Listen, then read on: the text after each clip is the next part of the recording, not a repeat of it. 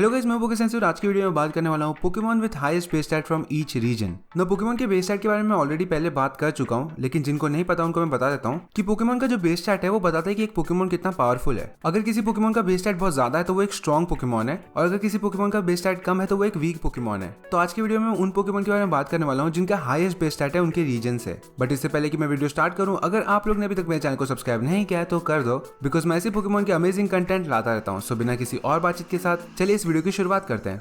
First हम जिस reason के बारे में बात करने वाले हैं वो है कैंटो रीजन। तो एक तो कॉमन सेंस वाली चीज है कि जो भी हाईएस्ट बेस स्टैट वाले पोकेमॉन रहेंगे वो मोस्टली लेजेंडरी या मिथिकल पोकेमॉन होंगे। तो जो भी पोकेमॉन आपको इस लिस्ट में देखने को मिलेंगे वो लेजेंडरीज और मिथिकल होंगे। तो पहले हम लोग बात करते हैं कैंटो के बर्ड लेजेंडरीज की, आर्टिकुनो, ज़ैप्डोस और मोल्टस के बारे में। उन तीनों का बेस स्टैट 580 है, जो कि सरप्राइजिंगली एक सूडो लेजेंडरी पोकेमॉन से भी कम है। तो इसलिए तीनों पोकेमॉन तो हाईएस्ट बेस स्टैट वाले पोकेमॉन नहीं है। और दूसरा जो पोकेमॉन आपके दिमाग में आ रहा होगा वो होगा म्यू। म्यू एक मिथिकल पोकेमॉन है जेन 1 का और एक काफी स्ट्रॉन्ग पोकेमॉन है, लेकिन ऑलमोस्ट सारे मिथिकल पोकेमॉन के बेस स्टैट 600 होते हैं। ऐसे कुछ ही एक्सेप्शन है जिसके उससे ज्यादा होंगे। इनफैक्ट कुछ भी नहीं, सिर्फ एक ही है जिसके बारे में हम लोग आगे बात करेंगे। लेकिन मोस्टली जो भी मिथिकल पोकेमॉन रहते हैं उनके बेस स्टैट 600 होते हैं, और म्यू का बेस स्टैट भी 600 है, जो कि कम है म्यूटू से। और हाँ, जेन 1 का जो सबसे हाईएस्ट बेस स्टैट वाला पोकेमॉन है वो है म्यूटू, जिसका बेस स्टैट है 680। और सिर्फ इतना ही नहीं, जेन 6 में म्यूटू को एक मेगा इवोल्यूशन भी मिला, जिसके बाद उसका बेस स्टैट 100 और बढ़ गया, यानी कि उसका बेस स्टैट हो गया 780। और इसी वजह से वो एक बहुत ही बड़े मार्जिन से कैंटो रीजन का हाईएस्ट बेस स्टैट वाला पोकेमॉन है। नेक्स्ट जिस रीजन के बारे में हम लोग बात करने वाले हैं वो है जोटो। ना जोटो में भी सिमिलर केस है। जो लेजेंडरी बीस्ट पोकेमॉन है उनके बेस स्टैट 580 है, जो कि इस रीजन के सूडो लेजेंडरी पोकेमॉन से कम है, टायरेनिटार से। बट टायरेनिटार के जितना बेस स्टैट वाला एक पोकेमॉन है इस रीजन में, जो कि मिथिकल पोकेमॉन है इस रीजन का, और वो है सेलिवी। इन दोनों का ही बेस स्टैट 600 है, जो कि काफी हाई है, लेकिन इस रीजन के हाईएस्ट में से नहीं। इस रीजन के हाईएस्ट बेस स्टैट वाले पोकेमॉन है हो-ओ और लुगिया। इन दोनों के ही बेस स्टैट 680 है, जो कि म्यूटू के बराबर है। और ना ही सिर्फ म्यूटू के बराबर, इनके बेस स्टैट बाकी और भी बहुत सारे रीजन के हाईएस्ट बेस स्टैट वाले पोकेमॉन के इक्वल है। तो हाँ, यही दो पोकेमॉन के हाईएस्ट बेस स्टैट है जोटो रीजन में से। नेक्स्ट रीजन जिसके बारे में हम लोग बात करने वाले हैं वो है होएन रीजन। ना होएन रीजन में 3 पोकेमॉन के बीच में एक बहुत ही क्लोज मैच था हाईएस्ट बेस स्टैट के लिए, और वो 3 पोकेमॉन है ग्राउडोन, कायोग्रे और रेक्वाजा। ये तीनों पोकेमॉन बहुत ही स्ट्रॉन्ग है, लेकिन इनमें से एक पोकेमॉन का बेस स्टैट बाकी 2 से ज्यादा है, और वो पोकेमॉन है रेक्वाजा। ग्राउडोन और कायोग्रे का जो बेस स्टैट है वो है 670, और रेक्वाजा का जो बेस स्टैट है वो है 680। तो सिर्फ 10 पॉइंट से आगे है रेक्वाजा इन दोनों पोकेमॉन से। बट हाँ, इतनी छोटी लीड के साथ रेक्वाजा होएन रीजन का सबसे हाईएस्ट बेस स्टैट वाला पोकेमॉन है।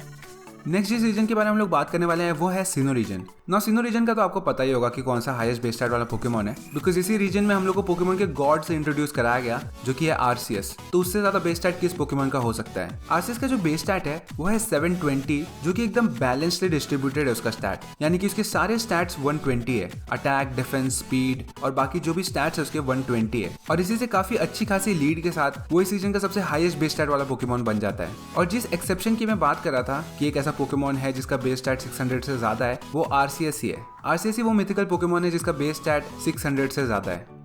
नेक्स्ट जिस रीजन के बारे में हम लोग बात करने वाले हैं वो है यूनोवा। तो यूनोवा रीजन में हम लोग को बहुत सारे लेजेंडरी पोकेमॉन देखने को मिले, जिसमें से जो 3 मेन लेजेंडरी पोकेमॉन है इस रीजन के वो है रैशिरैम, ज़ैक्रोम और कायरम। और इन तीनों पोकेमॉन के बेस स्टैट 680 है। लेकिन अगर आप लोगों को पता होगा कि कायरम का एक्चुअली और 2 फॉर्म है, जो कि उसका रैशिरैम और ज़ैक्रोम के साथ फ्यूजन होने के बाद आता है। तो ब्लैक कायरम या व्हाइट कायरम फॉर्म में आने के बाद उसका बेस स्टैट 20 पॉइंट से बढ़ जाता है, और उसका बेस स्टैट 700 हो जाता है, जो कि उसको हाईएस्ट बेस स्टैट वाला पोकेमॉन बनाता है यूनोवा रीजन का।